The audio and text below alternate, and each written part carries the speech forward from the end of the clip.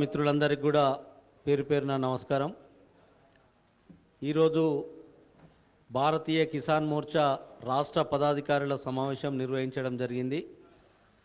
ఇట్టి సమావేశము రాష్ట్ర అధ్యక్షులు శ్రీ కొండపల్లి శ్రీధర్ రెడ్డి గారి అధ్యక్షతన జరిగింది. ఇట్టి సమావేశంలో జాతీయ నాయకులు గోలి మస్తోన్ రెడ్డి గారు, జి పాపన్న గారు, ముఖ్య నాయకులందరూ కూడా పాల్గొన్నారు. ఈ యొక్క రాష్ట్రంలో ఉన్నటువంటి 2018 సంవత్సరం నుంచి కేసీఆర్ ప్రభుత్వం ఇచ్చినటువంటి రైతులకు ₹1,00,000 రుణమాఫీ ఇస్తానని చెప్పి ఈ రోజు వరకు కూడా రుణమాఫీ చేయకపోవడం గురించి ముఖ్యంగా ప్రస్తావన చేయడం జరిగింది. దాని మీద చర్చించడం జరిగింది.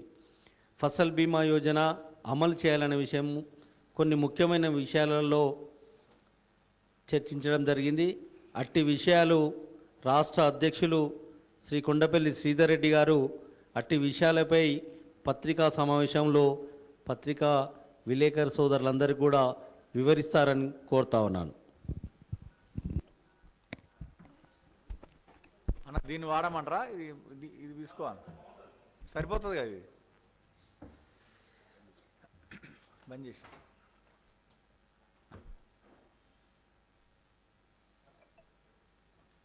ప్రింట్ మీడియా, ఎలక్ట్రానిక్ మీడియా మిత్రులందరికీ కూడా హృదయపూర్వక నమస్కారాలు తెలియజేస్తూ ఉన్నాను.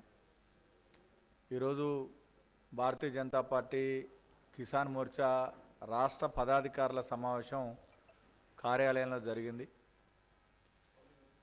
తెలంగాణలో ప్రస్తుతం రైతులు ఎదుర్కొంటున్నటువంటి అనేక సమస్యల మీద రాష్ట్ర పదాధికారులు కూలంకుషంగా చర్చించడం జరిగింది. మనందరికీ తెలుసు, మరి 2018లో కేసీఆర్ ప్రభుత్వం తిరిగి అధికారంలోకి రాగానే ₹1,00,000 లోపు రుణమాఫీ చేస్తానని చెప్పి హామీ ఇచ్చారు. ఆ తర్వాత కేసీఆర్ గారు ఆ హామీని యాది మర్చిపోయిండు. ఇలా రైతు సంఘాలు, రైతులు, ప్రతిపక్షాలు ప్రశ్నిస్తే దఫాల వారీగా చేస్తానని చెప్పి రైతులను దగా చేసిండు. మొదట చిన్న మొత్తాల్లో రద్దు చేసుకుంటూ వస్తాం, దఫాల వారీగా చేసుకుంటూ వస్తామని చెప్పి కేసీఆర్ ప్రభుత్వం చెప్తూ వచ్చింది. కానీ 2018 అంటే దాదాపు 4 సంవత్సరాల పాలనా కాలం పూర్తయిన తర్వాత పరిస్థితిని ఒకసారి సమీక్షిస్తే ఇలా రైతులు పూర్తిగా బ్యాంకుల్లో పరపతి కోల్పోయినటువంటి పరిస్థితి. 2018లో ₹1,00,000 లోపు రుణమాఫీ చేస్తానని చెప్పి హామీ ఇచ్చి దాన్ని విస్మరించడం వల్ల ఈరోజు అసలు వడ్డీ ఇలా తడిసి మోపడై ఇలా బ్యాంకు అధికారుల వైపు నుంచి రైతన్నలకు నోటీసు ఇవ్వడం, ఒత్తిడి చేయడం, తద్వారా వ్యవసాయ రుణాల కోసం, వాళ్ళ అవసరాల కోసం ఇలా బ్యాంకులకు పోయేటువంటి పరిస్థితిని ఇలా రైతులు కోల్పోయారు, బ్యాంకుల్లో పరపతి కోల్పోయారు. రెండో పక్కన ఒకసారి మనం భౌగోళిక విస్తీర్ణం దృష్టికోణంలో చూస్తే దేశవ్యాప్తంగా ఇలా కేసీఆర్ ప్రభుత్వం అవలంబిస్తున్నటువంటి రైతు వ్యతిరేక విధానాలు ఈ తెలంగాణలో అత్యధికంగా ఇలా కేసీఆర్ ప్రభుత్వ రైతు వ్యతిరేక విధానాల కారణంగా ఆత్మహత్యలు చేసుకుంటున్నటువంటి పరిస్థితి చూస్తే ఒకసారి ఇది విచారకరంగా మనం భావించాల్సినటువంటి అవసరం ఉంది. దేశం మొత్తం మీద చూసినప్పుడు రైతులు అత్యధికంగా ఇబ్బందులకు గురై అప్రపాలై ఆత్మహత్యలు చేసుకుంటున్నటువంటి ప్రాంతంగా ఇలా తెలంగాణ మరి ముందు స్థానంలోకి ఎగబాకటం కూడా ఇలా మనం విచారకరంగా భావించాల్సినటువంటి పరిస్థితి ఏర్పడ్డది. దేశమంతా కూడా అతివృష్టి వచ్చినప్పుడు, అనావృష్టి వచ్చినప్పుడు రైతులను కాపాడాలనేటువంటి ఉద్దేశంతో నరేంద్ర మోడీ గారి ప్రభుత్వము ప్రధానమంత్రి ఫసల్ బీమా యోజన, పంటల బీమా యోజన తీసుకొస్తే తెలంగాణలో దాన్ని దశల వారీగా నిర్వీర్యపరిచి అమలు కాకుండా అడ్డుకున్నటువంటి సైంధవుడు పాత్ర పోషించిండు కేసీఆర్ గారు. గతంలో ఈ యొక్క పథకం ప్రారంభంలో తెలంగాణలో అమలు చేసిన క్రమక్రమంగా రైతులకు లబ్ధి కలుగుతుంది, తద్వారా నరేంద్ర మోడీ గారికి మంచి పేరు వస్తుంది అనేటువంటి దుర్బుద్ధితోటి ఈ పథకాన్ని దురుద్దేశంతో నిర్వీర్యం చేసిండు.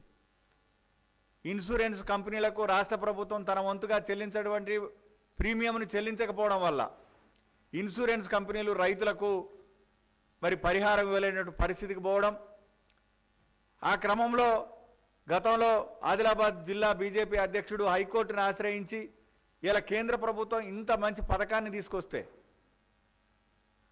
రాష్ట్ర ప్రభుత్వం తన వంతు ప్రీమియంను చెల్లించకుండా ఇలా రైతులకు అన్యాయం చేస్తుందని హైకోర్టుని ఆశ్రయిస్తే హైకోర్టు తెలంగాణ రాష్ట్ర ప్రభుత్వం మీద ఆగ్రహం వ్యక్తం చేస్తే మరి కోర్టు ఒత్తిడి మేరకు తన వంతు ప్రీమియాన్ని రిలీజ్ చేయాల్సినటువంటి పరిస్థితి. ఈ సంవత్సరం అసలు పూర్తిగా ప్రధానమంత్రి ఫసల్ బీమా యోజన అమలునే అటకెక్కిచ్చారు.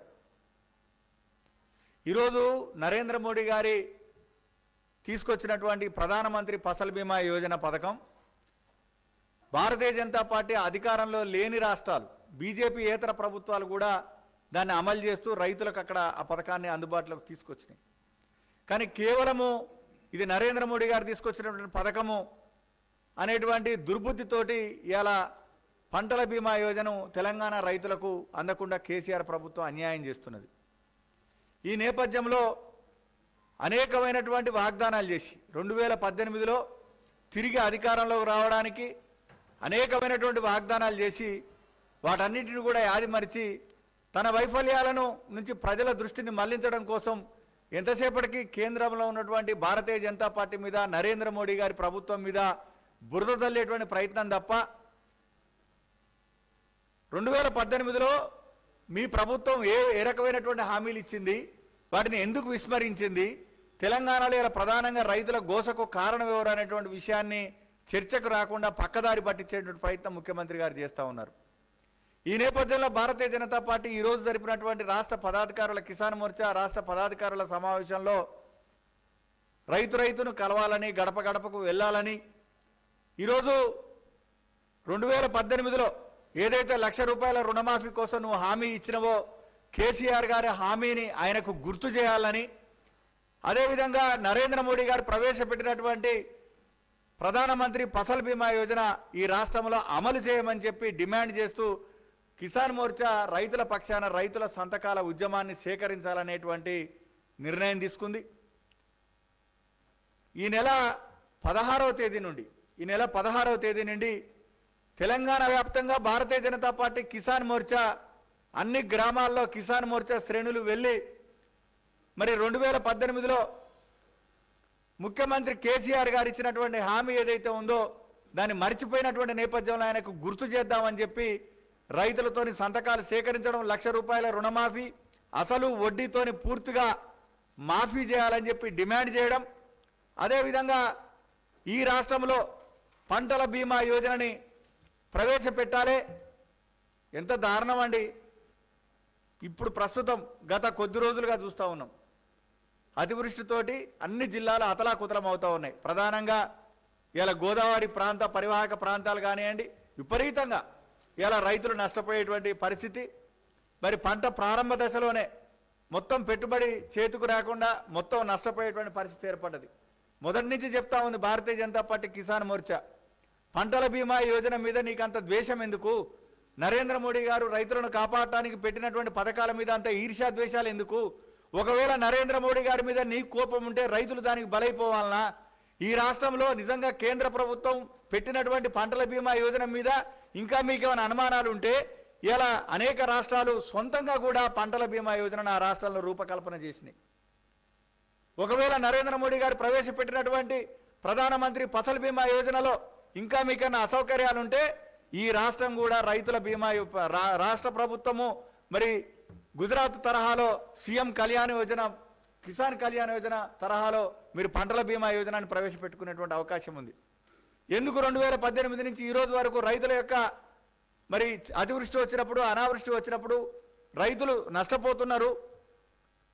ప్రతి సంవత్సరం జరుగుతున్నటువంటి తంతే ఇది, వీళ్ళని కాపాడుకోవాలా అనేటువంటి భావన ముఖ్యమంత్రికి రాలేదో ముఖ్యమంత్రి గారు చెప్పాల్సినటువంటి అవసరం ఉంది. అందుకే నిద్రపోతున్నట్టు నటిస్తున్నటువంటి ఈ ప్రభుత్వాన్ని అంకుశంతో కుర్చీ లేపడానికి భారతీయ జనతా పార్టీ కిసాన్ మోర్చా గ్రామానికి వెళ్ళాలా.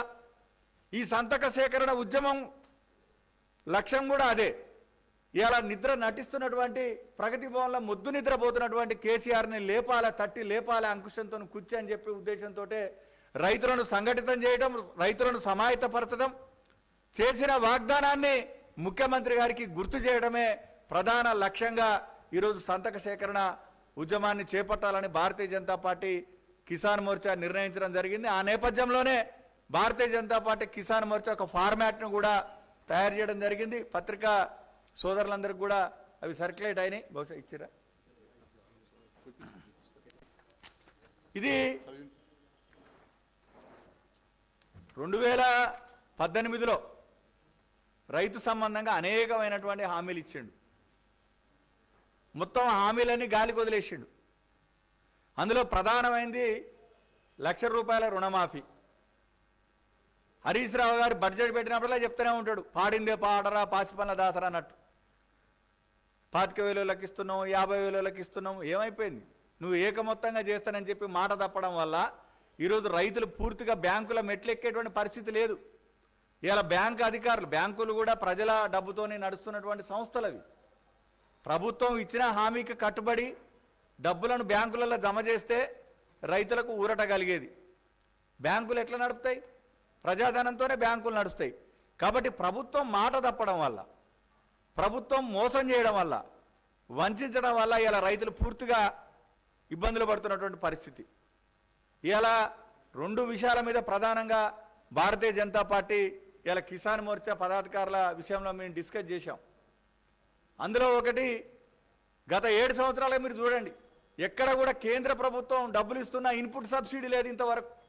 నష్టపోయిన రైతాంగాన్ని ఆదుకోవడం కోసం ఇన్పుట్ సబ్సిడీ ఇవ్వాలన్నటువంటి సోయి కూడా లేదు ఈ ముఖ్యమంత్రి గారికి.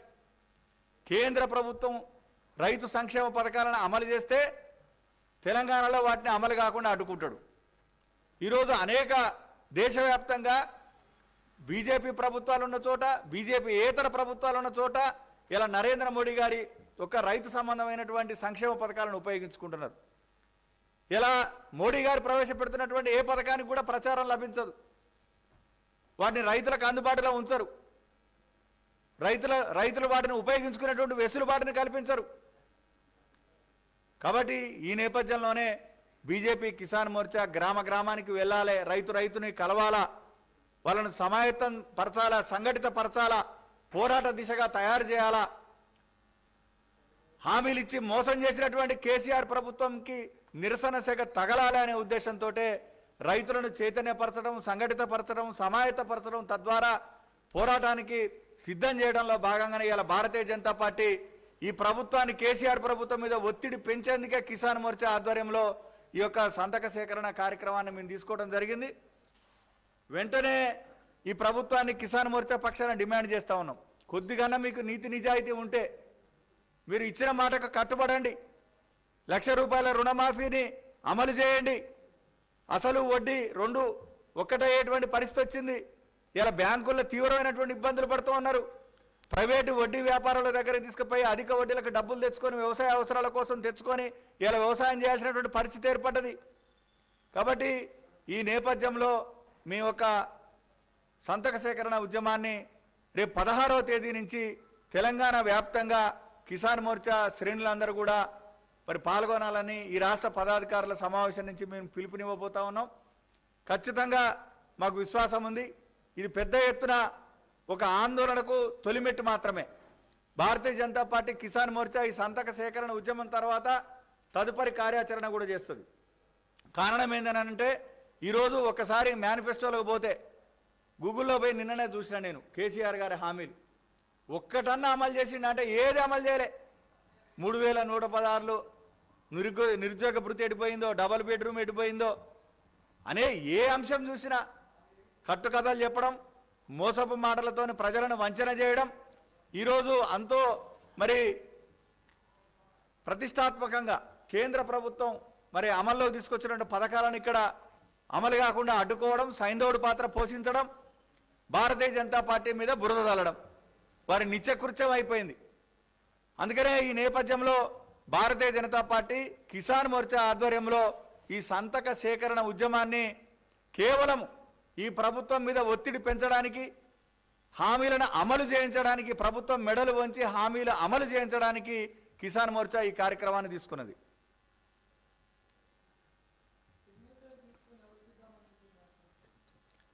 ఒకటి, మొత్తము ఈ రాష్ట్రంలో కిసాన్ మోర్చా శ్రేణులు సంతకాలు సేకరించడము, రైతు వివరాలు సేకరించడము, సేకరించినటువంటి సంతకాలను తీసుకొని మరి ఒక ఆందోళనకు తుది రూపం ఇచ్చేటువంటి క్రమంలో ప్రగతి భవన్కు పోయి ముఖ్యమంత్రికి ఇవ్వాలన్నా లేకపోతే ఫామ్ హౌస్కు పోవాలన్నా మా పార్టీ రాష్ట్ర శాఖ అధ్యక్షుడు బీజేపీ నిర్ణయిస్తుంది. ముందైతే మొదట మేము పూర్తిగా ఈ రాష్ట్రంలో రైతులకు జరుగుతున్నటువంటి అన్యాయాన్ని ప్రశ్నించడానికి, జాగరణ చేయడానికి, సంఘటితపరచడానికి సంతక సేకరణ చేస్తూ ఉన్నాం. ఖచ్చితంగా ఈ సేకరించిన సంతకాలను మొత్తం కూడా స్పైరల్ బైండింగ్ చేపించి మొత్తం కూడా ముఖ్యమంత్రి గారి పేరు మీదనే తయారు చేసినాం. దీన్ని కల్వకుంట్ల చంద్రశేఖరరావు గారి పేరు మీదనే తయారు చేసినాం. 2018 ఎన్నికల్లో మీరు అధికారంలోకి రావడానికి ₹1,00,000 రుణమాఫీ చేస్తారని చెప్పి మాట ఇచ్చారు సారు. మీరు యాది మర్చిపోయారు. రైతులు ఇబ్బంది పడుతున్నారు, బ్యాంకుల ముఖాలు చూడలేకపోతున్నారు, బ్యాంకులకు పోలేకపోతున్నారు, బ్యాంకులలో పరపతి కోల్పోయిర్రు, చాలా ఇబ్బందులలో ఉన్నారు అనేటువంటి సారు అని చెప్పడంలోనే దీని యొక్క కంటెంట్ ప్రారంభం చేసినాం. అందుకనే వారిని అడ్రస్ చేస్తూ వారిని ఉద్దేశించి వారిని ఒత్తిడి చేయడం కోసమే ఈ సంతక సేకరణ ఉద్యమం.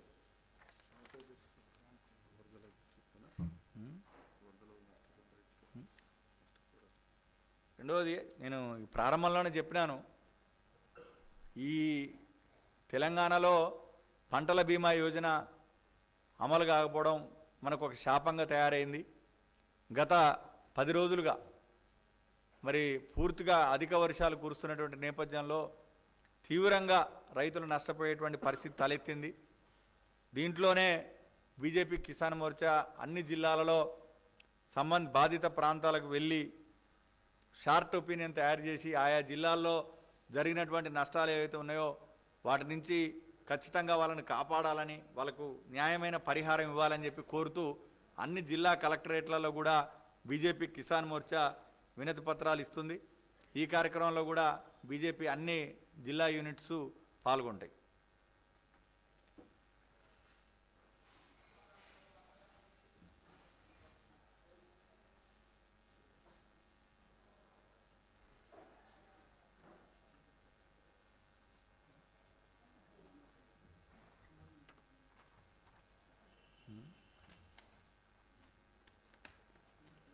రైట్ అన్న నమస్తే. ఇచ్చిరా ఇవ్వలేదా ఫార్మాట్ కూడా ఇస్తే ఏమవుతుంది అన్న వాళ్ళకి ఒక ఐడియా కోసం. మీరు చూస్తున్నారు ఐ డ్రీమ్ న్యూస్ని. Please subscribe I dreams For more videos, subscribe I Dream. Please subscribe for more videos. I dream. I dream. For more videos, Subscribe, I dream. Please subscribe. Subscribe I dream channel. Do subscribe. I dream. I dream ఛానల్ని subscribe చేయండి. Do watch I Dream.